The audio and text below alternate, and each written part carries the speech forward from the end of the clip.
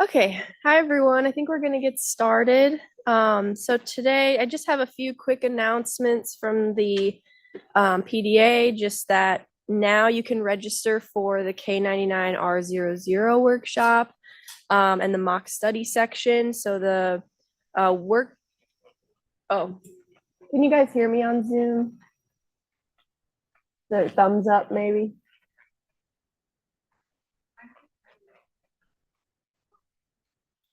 Oh, this? Yeah, this is on. Could you guys give a thumbs up if you guys can hear me? Oh, perfect. Okay, thank you. Okay, so the workshop for the K99R00 is going to be on March 17th in the afternoon, and that's Zoom only.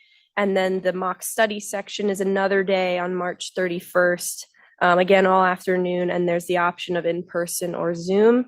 In person will be here in Bryan campus. And then our next seminar for this PDA seminar series is March 20th. So keep an eye out for those announcements. You can now register for the F3 Spring Workshop, and that's going to be on navigating early career faculty success. That's on March 6th. So look for those announcements to register. And then keep an eye out for Travel Award and Professional Development Award applications for you guys to get some funding. Okay, and so it's my pleasure to introduce our speaker today, Dr. Kim Loesch. She's the Senior Research Development Officer here at the College of Medicine. She did her PhD and postdoc at U of Alabama, Birmingham. And then she did another postdoc at UT Health Science Center in Houston, followed by several associate research scientist positions that brought her to A&M. And then where she kind of developed into the research development officer position and now senior research development officer. So in this role, she helps with grantsmanship advice, manages proposal processes, and organizes trainings for students, faculty.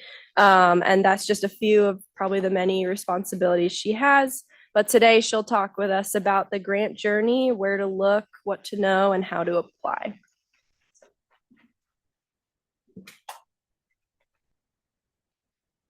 Thank you. I don't think I've ever had an introduction like that. Usually I just stand up and be like, hi, I'm Kim. I'm going to talk to you today. So today we're going to talk about something that when I was a postdoc, nobody really talked to me about. And that is grants and how grants work and what you're supposed to do as a postdoc to get a grant. And then, you know, all of the processes that go along with that. So, so this talk is kind of broken down into 3 sections, and each section in and of themselves could be a whole talk.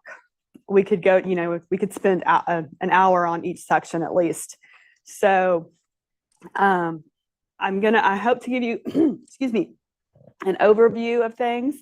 At any point in time, if you have a question, please stop and ask. I don't mind being interrupted. And so we'll get started.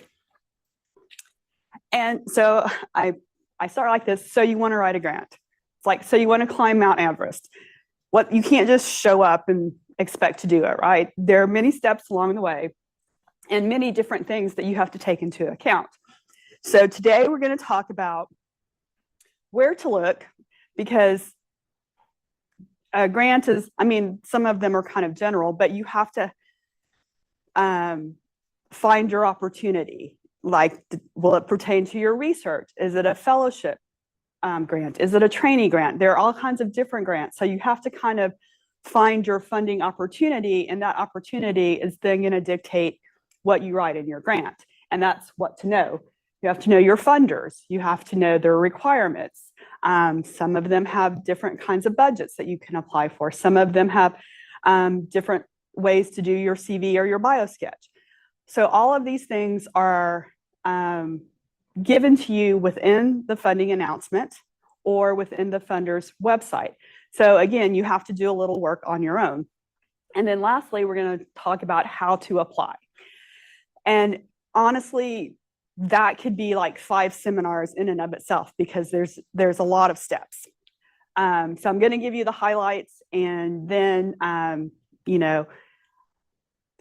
would encourage the PDA, or even if you see any seminars given by SRS, they don't give very many, but if you invite them to come talk to you, they will. And they'll kind of walk you through the process of what Sponsor Research Services does and how they help with submitting your grants.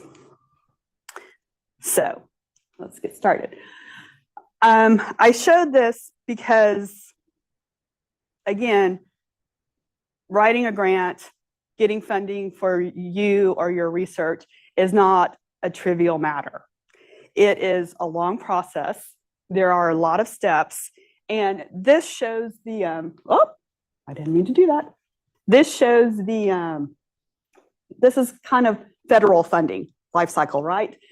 So you have a plan, you find your opportunity, you apply, and then you submit. And then for NIH or any federal funder, it's basically about 9 months until you find out if you were awarded. And that's a long time to wait. And sometimes you're just like, I just want to get going and get started. And so I'm going to tell you some ways that might be a little bit quicker. Find funders that might be fund a little bit quicker than the federal or state level. But today we're going to basically just kind of focus on these 3 first steps. And know that the minute you started your postdoc, you should have started planning. Again, no one tells you that. No one told me that when I started my postdoc, right? They're just like, here's your project, here's your lab bench, go, right? So for grants and for finding funding for you or your research, you have to be your advocate. Because while your mentor is going to be like, yes, let's write a grant, they really want you at the bench working and producing data, right? So again, I'm just going to reiterate, you have to be your advocate as far as grant writing and finding stuff to fund your project or fund you as a postdoc. Okay, so we're going to start with where to look. So there's basically 3 places that you can look to find a funding opportunity for you or your research. And that's the funder website. So what does that look like? So that could be a funder website, that could be the NIH website. NIH has you can go to the website where they have their funding opportunities. Although they've changed it up now, and I really hate it, but you can see what funding opportunities are open. NSF has their own funding website, like any association or society that you belong to will have a website, and if they give out grants, it will be listed there. The next are databases for funding opportunities. So the first one I have listed here is grants.gov, and that's all federal agencies. And so hopefully this works. So this is what the website looks like. And so basically you're going to go to search now, and it pops up every open opportunity and every forecasted or anticipated opportunity from any federal funder. They've changed this website too, and I don't like it, but if you go to, I just have to look, filters, it's going to pop up, and then you can filter it by any category you can think of. If you just want to look at an agency like NIH, you can go down and just, I passed it. There it is. And select NIH, and then here. So this is going to tell you open opportunities, as you can see, and then along the way somewhere, there should be forecasted ones. Again, I like to put this on posted date, newest. And so then you'll see it might come up with, and this one, they know that it has happened in the past, and that NIH has said that they're going to renew it. And so it says forecasted. It's not, they haven't released the funding announcement yet, but they're letting you know that they expect that sometime in February or March, they're going to release this. So we go down, you can go down and you find an open one. So you can click on that. And then again, they give you some more information. But down at the bottom, you can click on it and it takes you to the funding announcement. So the funding announcement here, and we'll go through this more in detail a little bit later, gives you a lot of information about what you need for your grant and what information the funder is looking for.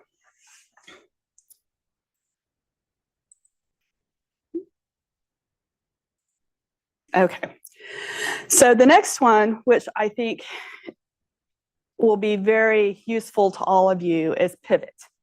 Pivot is a grants database that is federal and non-federal, and it's worldwide. It's managed by the library here. So as long as you have an A&M email account, you can log in, and then any search you do, you can save it. If there's a particular funder you want to look at, like the American Epilepsy Society, you can track, you can flag stuff through there, and I'll show you how to do that in just a minute. But this is a great database for you guys to look for non-federal funding, because I know for some that eligibility for a lot of fellowships and a lot of grants, you have to be a US citizen or non-native citizen. But a lot of societies, a lot of foundations do not have that eligibility requirement. And there's a lot of them. So you need to kind of drill down and be specific. So like if you can look up just your topic, like epilepsy or TB or cancer, or, you know, like bladder cancer or something like that. And then you can drill down some more specifics. So this is what the Pivot looks like. And like I said, it's run by the libraries. Up here is the sign in. I encourage you all to sign in with your email because, and you can do that through Access, through my institution login. Because then, excuse me, you can, as I said, you can save opportunities. You can set up alerts. So if something is forecasted or anticipated, when that becomes confirmed that the funder is going to have a funding opportunity for that, it will send you an email and say, hey, this is now active. So you can go back and look at it and see if you want to apply. So, so there's two ways you can search. You can search by funder. So we'll just go here, and I'm just going to use epilepsy. And you can see it pops up all of the funders that have anything to do with epilepsy research. And so say you're interested in the American Epilepsy Society, so you can click there, and now that brings up all of their funding opportunities that are open and anticipated, which means that they were probably given, or they were probably open last year, and at some point in time this year, like this one, it says an anticipated date of June. So you know, you can, I mean, if that's something that you want to apply to, you can start working on it, knowing that the application will come available in June, and so you can be ready for it.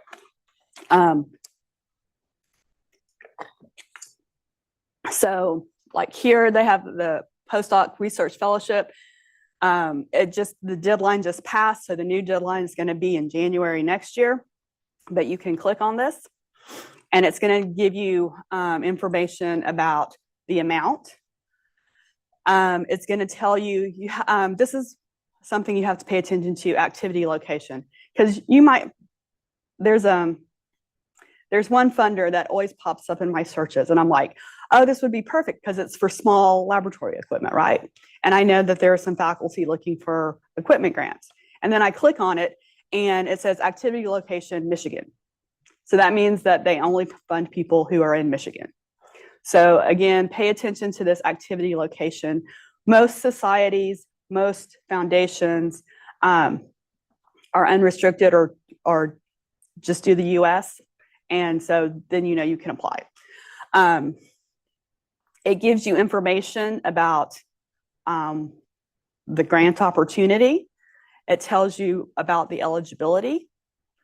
And then most importantly, it gives you a link directly to the funder website. So you can go, and so here's the funding opportunities, right? So you can go through and you can click, and this is where you will find, when it's open, the funding announcement, the request for application, request for proposal, whatever they call it. So Pivot is a good place to look for funding for you and or your research. I use it almost every day. Somebody will email me and say, hey, we're thinking about this, and I'll go into Pivot and try and find a few things for them to look at that they could potentially apply to.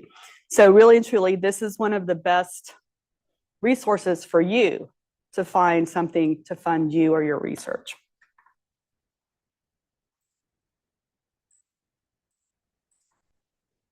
Oh, I keep going to the wrong one. And then finally, in response to requests from faculty and stuff for non-federal funding, I started going through, I said I use Pivot, so I started going through and making a list of about 30 to 40 different funding opportunities. And our Office of Research has a SharePoint site. So again, as long as you log in with your A&M email, you have access to this. And we have things that are run through our office, like bridge funding for faculty, grant proposal support, which is me. And then we also have this current funding opportunities. And so if you click there, it brings up this list of foundations and societies who have open applications right now, and gives you a little bit of information. And then over here, you can click on this and it'll take you to their website. Maybe. There. So you can get some more information. So that's another resource. I try to update that every other month. I was bad in the fall. I didn't get to it quite as often, but I try to keep it updated, usually every other month. So if you're just looking around, you can go to that website and see. I try to make it somewhat specific to the research that's going on at the medical school. However, another thing I'm going to tell you is sometimes you might have to think outside the box. If you're doing something with genetics and you're looking at, I don't know, a certain syndrome, but on the website, there's stuff for like Fanconi's anemia or some other things that focus on genetic disorders. If that's something that you think that you might like, especially if you want to go into academics and you want a faculty position, that might be something you want to, research, and you talk to your PI and they're like, yeah, let's see if we can define a project for this. Then, can take a look at it. But just know that sometimes what I put there may seem a little outlandish, if you will, but it's just to kind of get you to think a little bit outside the box and see if your research could apply to that somewhere else.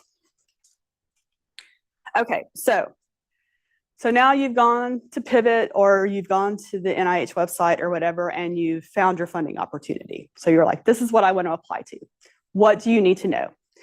So as I said, funding opportunity announcements have lots of definitions. There's NOFO, which is Notice of Funding Opportunity. There's RFA, which is Request for Application. RFP, Request for Proposal. All of that's all the same.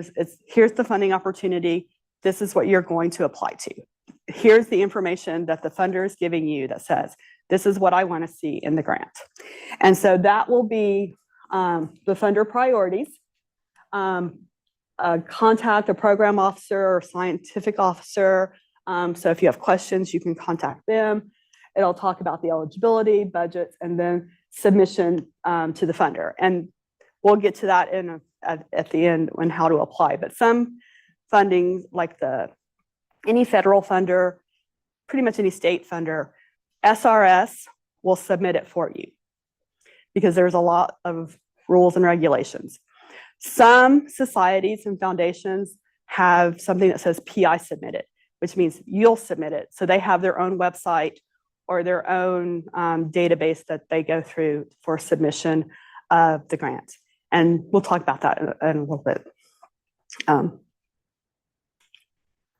So for your funding announcements, so I'm going to show you the funding announcement from NIH for the F32 fellowship. So that's the postdoc fellowship. For some of you, this isn't going to apply because you can't apply to it because you have to be a US citizen. However, the information that's there is pretty much in any funding announcement that you're going to find. So there are things that you should look for. So we're going to go through that. And so if you saw the one that I clicked on earlier, they pop up and all the NIH ones look about the same. So at the top, it's going to tell you participating organizations.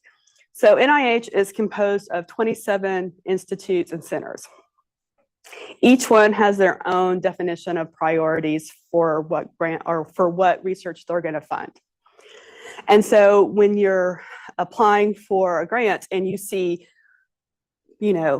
multiple institutes at the top, you need to make sure that your research aligns with the priorities of that institute. Same with any other funder. On their website, within the funding announcement, they're going to tell you what they want to see or what they fund, and then what they want to see in the grant that you're applying for. So pay really close attention to the funding announcements because that's your guide, right? That's your checklist. Okay, I have a section where I'm going to talk about me. Check. I have my bio sketch I have to do. Check. And so it gives you the information you need to write the grant. So for NIH, if you were going to write an F32 today, these are the institutes that are participating. So you would go through and say you were looking at some virus. Then you could apply to National Institutes of Allergy and Infectious Disease. Some people in here might be doing research that kind of bridges two areas, like stroke. Stroke can be neurological, but it's also kind of a disease of aging, right? So at NIH, there's NINDS, which is neuroscience, and there's the National Institute of Aging. So depending on what your research is, you can't apply to both, but you could apply to one or the other. And you really want to focus in on what their priorities are so that you apply to the one that's best suited for you and the one that will probably be best to fund your research. So then it gives you the title, some information, the due dates, and for excuse me, for NIH it gives you the due date. It will tell you when the science, the study section is going to happen, when the advisory council is going to happen, and then it tells you the earliest date that you can be funded, right? So just remember, if you're applying in August, the earliest date that you're going to get funding for your fellowship is 9 months later, or 10, depending. Although right now all bets are off with everything that's going on. But it's typically 6 to 9 months before you get your funding. And then it has, so here it tells you a little bit about the funding opportunity. Since this is what's called a parent announcement at NIH, it's basically anybody and everybody can apply to this, right? So they don't give you much information other than this is what this funds. And then you have to go to the institute to see what the institute wants to see, right? It tells you that this is a grant. And again, there's all kinds of different ways to get money for your research. Some of them are more they're called cooperative agreements. So it's more like a contract. So in most cases, what you guys are going to apply for is a grant. So it gives you a little information. Here it says award budget. Award budgets are composed of stipends, tuition and fees, and institutional allowance as described. So for most fellowships, whether it's a governmental fellowship or a society or foundation, they have very strict guidelines about what you can use the budget for. Typically, it's for your stipend and if you're a graduate student, for tuition, for you guys, supplies, and maybe some professional development. And in that case, like if you were going to apply to this, SRS knows exactly what the budget is, because we're going to talk about the budget in a minute, but they know exactly what's allowed for the budget. So you don't have much play or many things that you have to worry about, right? So it's your salary. Maybe if you want to take a class, they'll write that in, and then materials. So in other things like a research budget, there are a lot of other things that you can ask for. And so when you're looking at these, pay particular attention to what it says it will fund or it won't fund. And then you will have to work with SRS a little bit, and so they'll also know what the funder requirements and regulations are. And then it tells you like how long the budget or how long the grant can be for. So this is, individuals may receive up to 5 years of aggregate funding at the pre-doc and postdoc, 3 years at the postdoc level, I think. Sorry, I'm trying to paraphrase as I read. Anyway, so that tells you how long the grant can be. Some are a year long, some can be, most are up to 5. So again, that's more information that you need to pay attention to. And then again, here, it tells you exactly what this budget will, what applies for this budget. And there is the indirect cost, which we'll talk about in a little bit. But just know that for some things, you'll have to keep that in mind. For fellowships and training, usually there is little to no indirect costs that are allowed. So it doesn't really come into play. But say you were doing a research proposal, then you need to keep in mind about indirect cost. It talks about eligibility. So it'll talk about the organizational eligibility, the program or the PI eligibility, and then in this case, eligibility for the PI. In this case, you have to be, as I said, you have to be a citizen or non-citizen resident. It gives you some more about duration of support, level of effort, and then it talks about the application and submission information. And this is where it's telling you the sections of the grant and what is required in each section. And for this, again, since this is the parent announcement, they keep referring you back to the guides. And if you were going to apply for a fellowship from NIH, come talk to me. Just I will help you navigate sections that are needed and what you need to think about and who you need to contact for, when you need to contact your references for reference letters and all of that kind of stuff. We do a whole AggiEF boot camp, or we have for the past 3 years.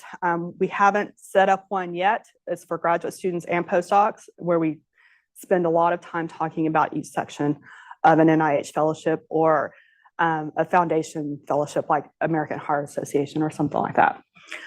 So that by the end of the boot camp, you'll have kind of a rough draft of your proposal in theory, and then you'll be ready to apply. We haven't set that up yet because NIH changed the format of the fellowships for the last submission in December. And so we're waiting for those people who applied to get their summary statements back from study section, so we can kind of see what the reviewers are looking for. And then we can tailor the boot camp more toward what the new format is. So be on the lookout. I always have Stacy announce it, and we'll announce it too through various channels. But that's another resource that will come available hopefully soon that you can take. And there we get into more specifics of each section of what information is needed in each section. So once you go through and you see what's required, at the end of most of them, excuse me, I'm sorry, it tells you what the funder is going to look for when they review it. And again, this is important to read so that you understand the particulars of what they're going to concentrate on. So, and this is what NIH tells the study section reviewers. These are the things that you have to look at and assess. And for non-federal funders, they typically do have a section that says how things are evaluated. Sometimes they use the NIH style where they will have a study section, and sometimes they have scientific people who will review it and then take it to their board of directors and present it to the board of directors. And then the board of directors decides whether they're going to fund you or not. Most things like American Heart Association, bigger associations and societies like that tend to work on the same plan as NIH. So they have study sections that review everything, and then they send you back, whether you're funded or not, and a summary statement saying what the reviewers talked about, and if you weren't funded, why you weren't funded. Okay.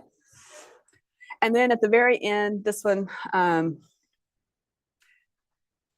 it has contacts. So for this, you have to go for NIH, you have to go to the institute, and there's a link in there to click on that you're applying to get the program officer you would talk to. For other people, they may have a couple of names there, or they may just have a generic email box that you can email questions to or whatever. Keep this in mind, because outside of internal resources like myself or your PI or another faculty member that's helping you, the program officer, scientific officer at the funder is going to be your best friend for information, right? If you have a question, please do not hesitate to reach out to them. That's what they're not mean most of the time. They're there because they want to help you get funded. And so especially when you're looking at NIH or any federal funder, I preach this, contact the program officer. Don't be afraid. And I have a slide that's coming up that's going to tell you exactly the information that you need to send to them if you want to, set up a meeting, or if you just want some advice. They are your best insight into what that funder wants or is going to fund. Okay, so we went through all of those, and like I said, just to reiterate, federal funders have institutes, centers, sections, whatever, and each entity has its own priorities. They have their own mission, they have their own budget, and their own funding strategy. So in addition to knowing what you need to know for the grant that you're writing, you really need to dig and know a little bit about your funder, just so you know that when you're writing your grant, if they're looking for something very specific, like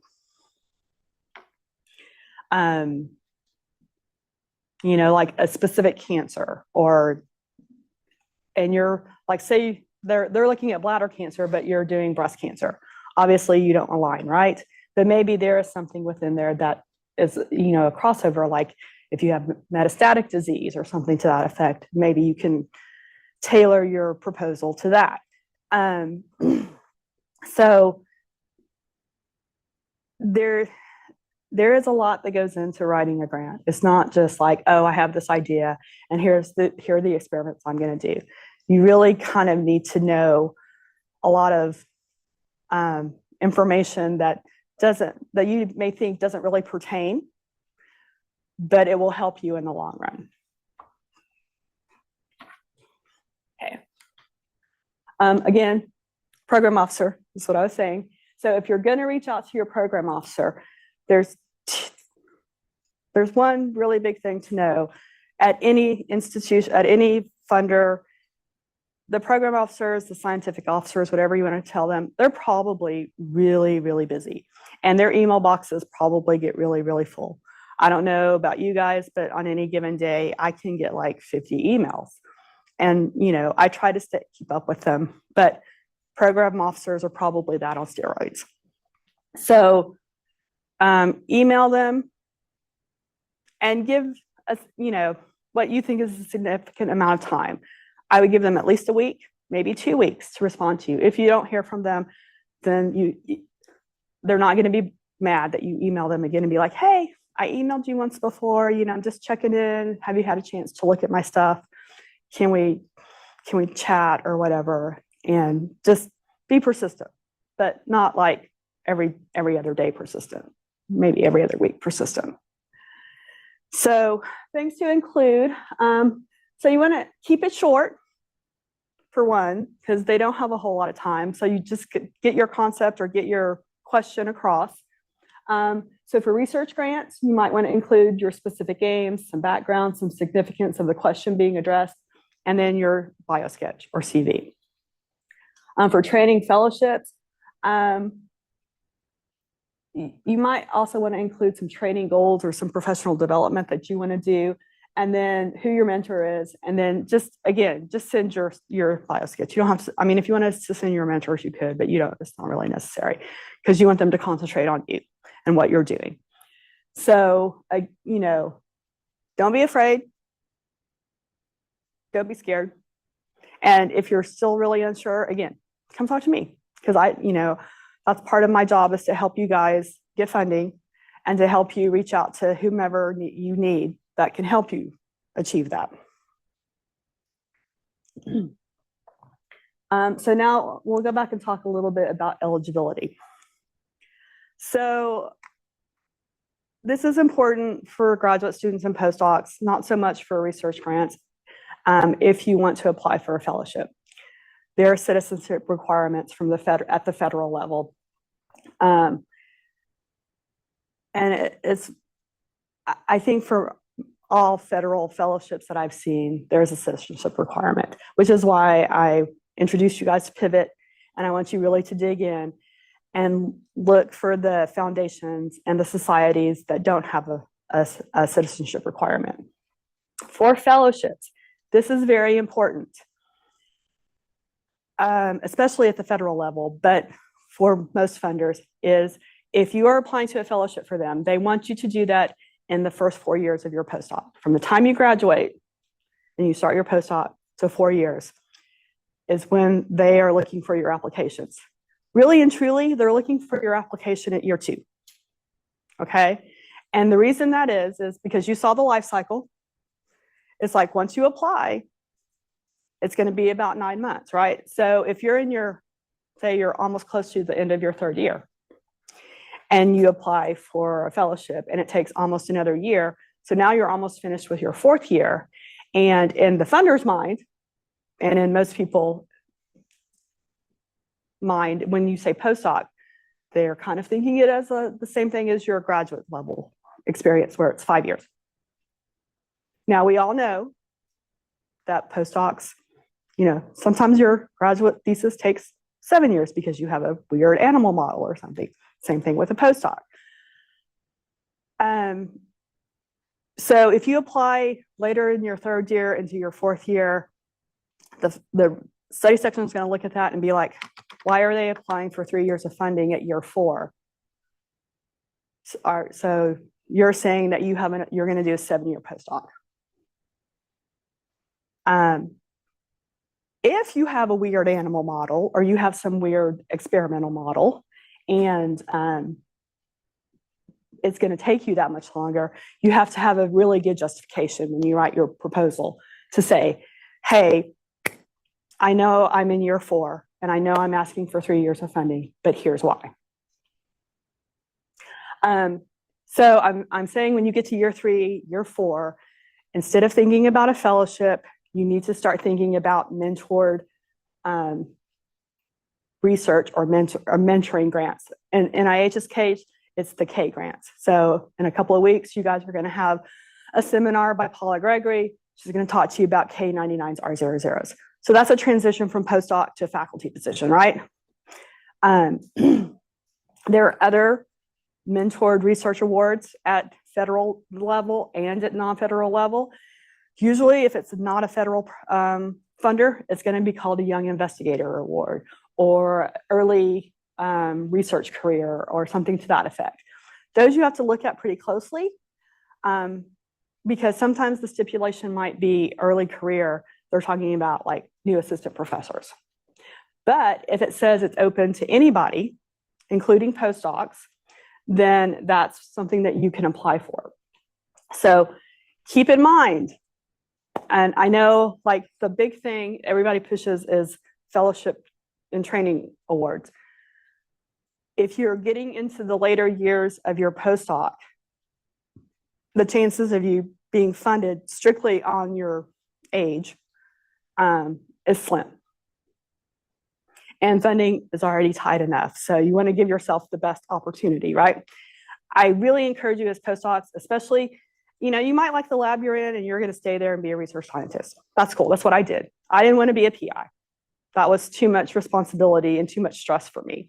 But I was really, really good at experiments and running experiments and doing that sort of thing. So, I made the choice to stay as a research scientist. And at a certain point in time for me, I was like, I have to do something else, which is how I transitioned to the job I'm in now. But if you're in a position where you like where you are at, look at research grants, because then you can get, it's your idea, you can get funding. And not only does it help you, but it helps your PI, right? Because then they don't have to fund your salary, or they don't have to fund all of your salary. So just really think about, be intentional in your first few years of postdoc, that if you're going to do a fellowship, really and truly know that it's at the end of year 2 that you should be applying. Because once you get past that, it's going to get more difficult. And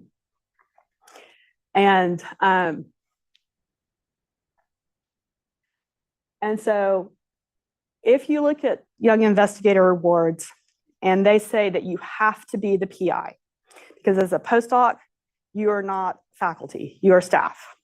And there's a little bit more to that in a minute. But if it says that you have to be PI, then there's an internal process through SRS that will give you that eligibility status for that grant, right?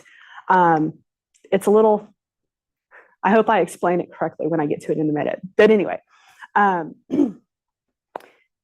when applying for a grant at A&M or any academic institution, the people who are applying are primary faculty. So you have to have a faculty appointment for the internal process. So if you were going to apply for an F-32 to NIH, you're the PI, but the internal process at A&M has to be your mentor because of the way things work internally. But when the application is actually submitted to NIH, your name will be on it as PI. This causes a lot of consternation, especially with graduate students. And I don't know how many times I've had people crying because they're like, they're saying I'm not the PI.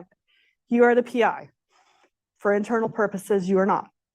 When it goes to NIH, you are. So, but if you find a fellowship, like Shri just applied for a fellowship from the Epilepsy Society, and it said that she had to be the PI.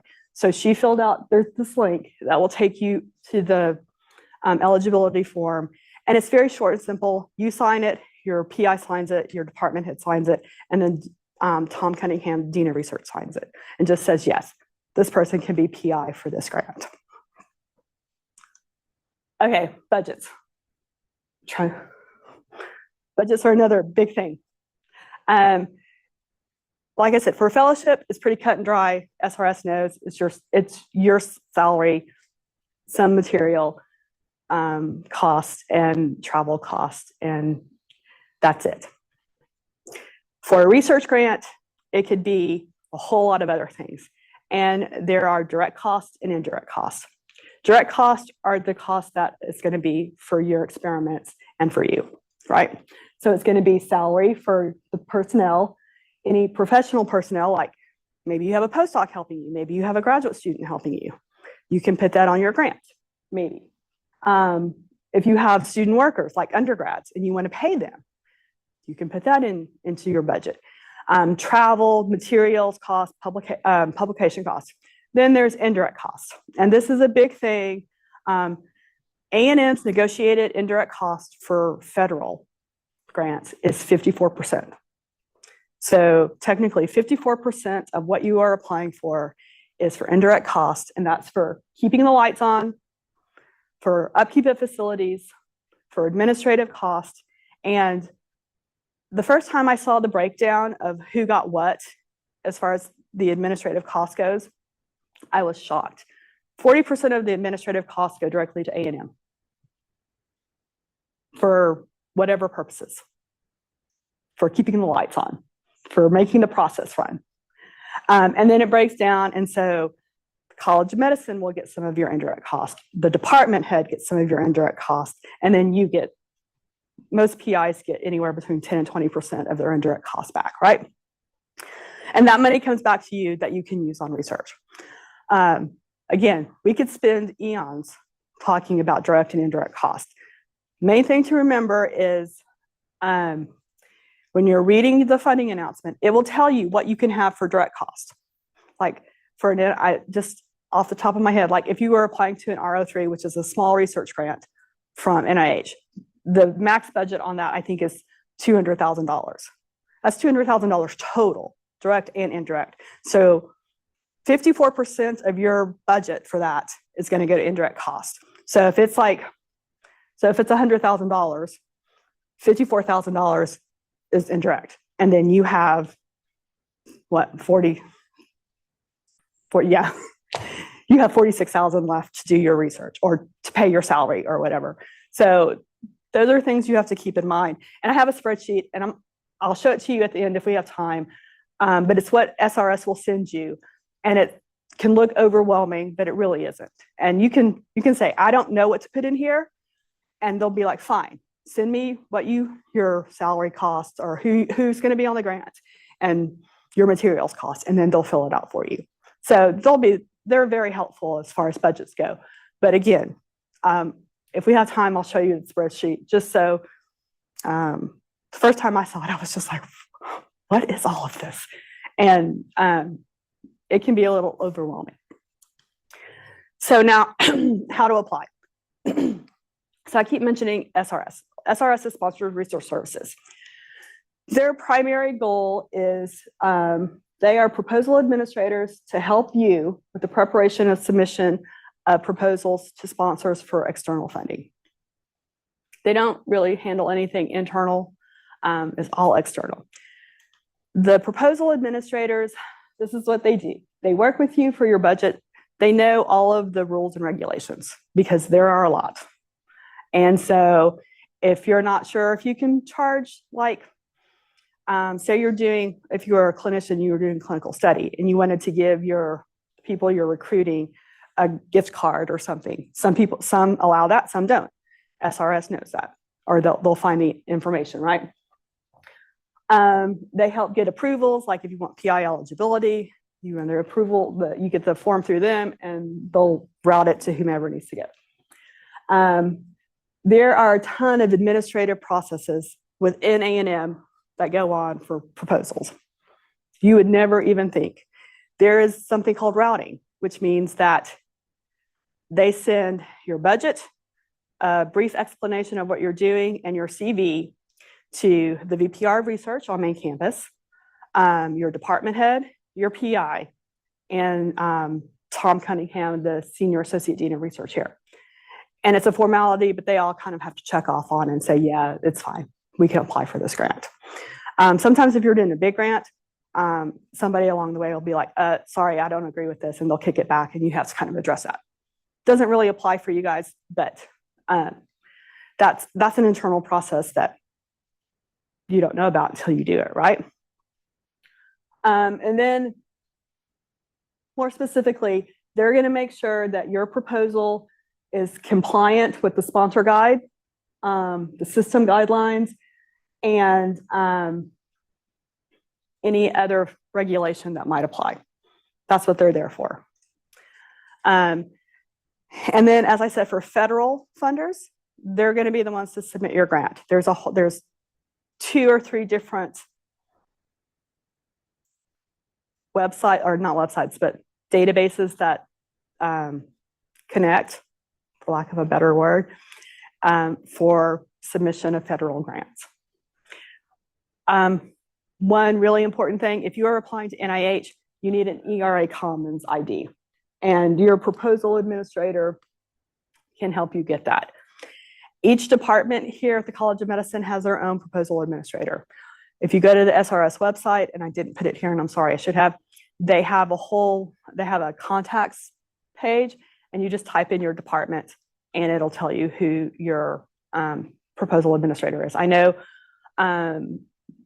Brooklyn Bankston is one, Matt Smith is another, Madison, and I'm not even going to try and pronounce her last name.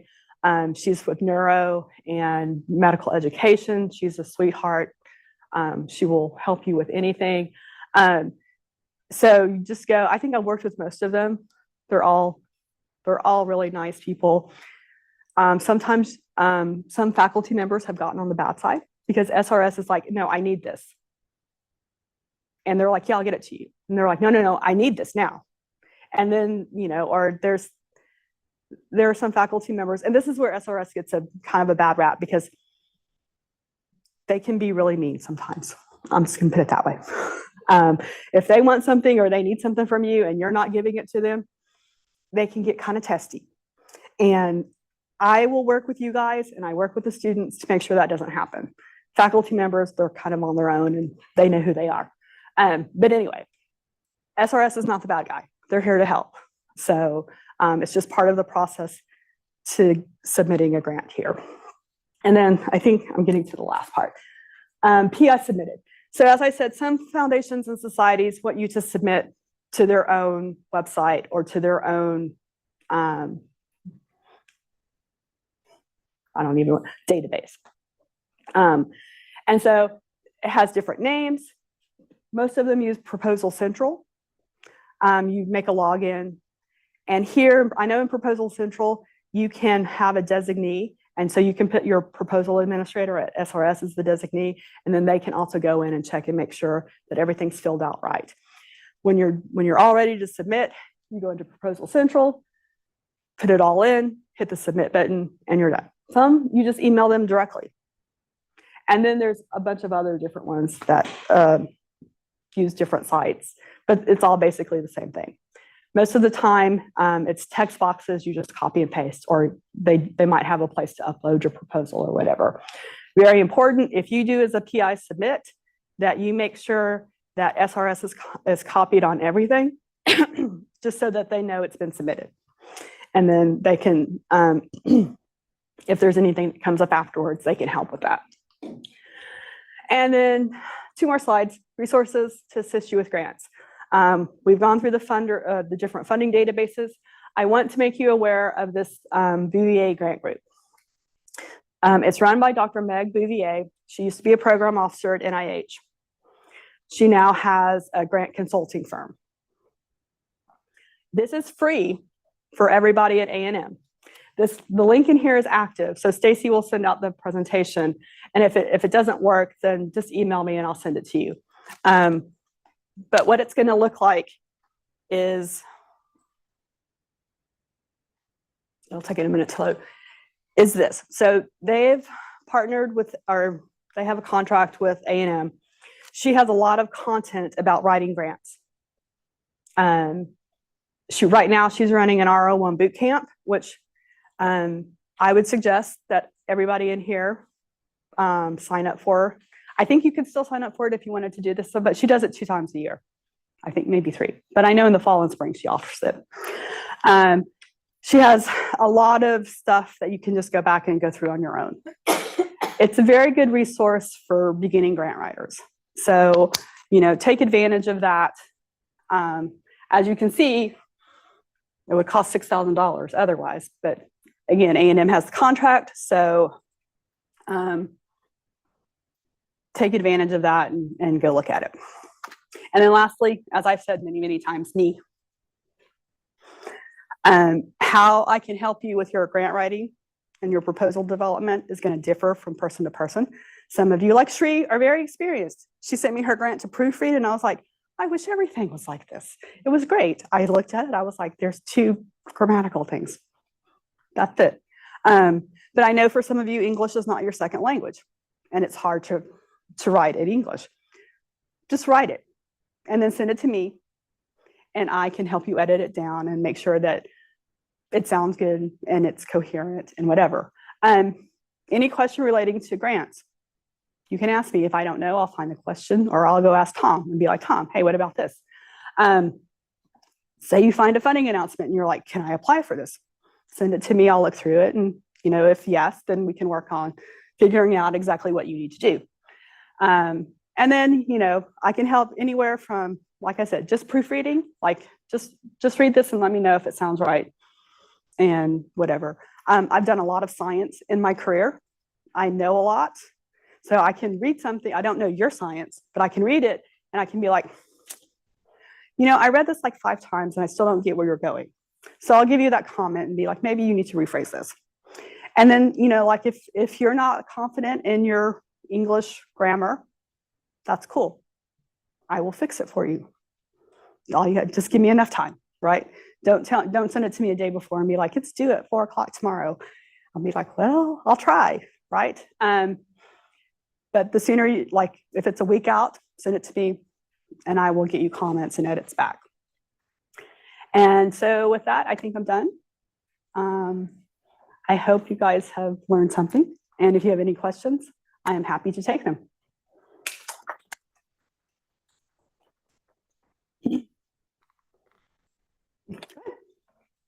I'm sorry, we have a dissertation event in here in 5 minutes. Oh. If y'all have questions, maybe move out. Yes, we can go out to the lounge. Sorry. I was trying. I let all the people on Zoom know that they can email you if they want. Okay.